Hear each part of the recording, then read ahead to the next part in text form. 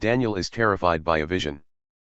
In the 3rd year of Cyrus king of Persia, a message was revealed to Daniel, who was named Belteshazzar, and the message was true and it concerned great conflict, but he understood the message and had an understanding of the vision. In those days, I, Daniel, had been mourning for 3 entire weeks. I did not eat any tasty food, nor did meat or wine enter my mouth, nor did I use any ointment at all until the entire 3 weeks were completed.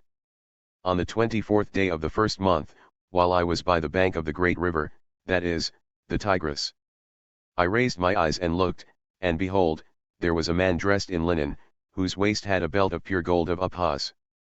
His body also was like topaz, his face had the appearance of lightning, his eyes were like flaming torches, his arms and feet like the gleam of polished bronze, and the sound of his words like the sound of a multitude. Now I, Daniel, alone saw the vision, while the men who were with me did not see the vision. Nevertheless, a great fear fell on them, and they ran away to hide themselves.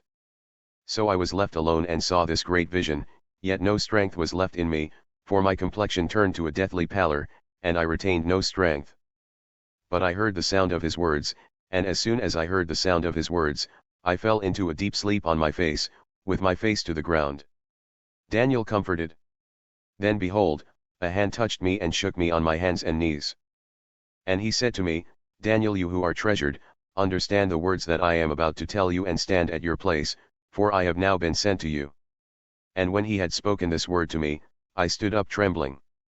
Then he said to me, Do not be afraid, Daniel, for from the first day that you set your heart on understanding this and on humbling yourself before your God, your words were heard, and I have come in response to your words.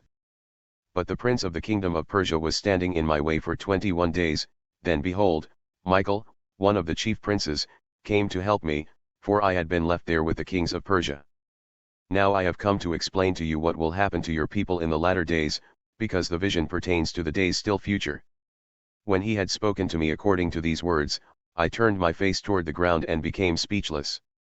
And behold, one who resembled a human was touching my lips.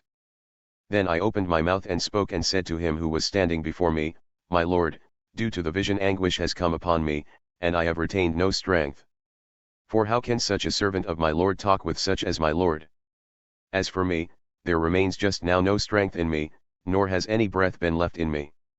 Then this one with human appearance touched me again and strengthened me. And he said, You who are treasured, do not be afraid. Peace be to you, take courage and be courageous. Now as soon as he spoke to me, I felt strengthened and said, May my Lord speak, for you have strengthened me. Then he said, Do you understand why I came to you?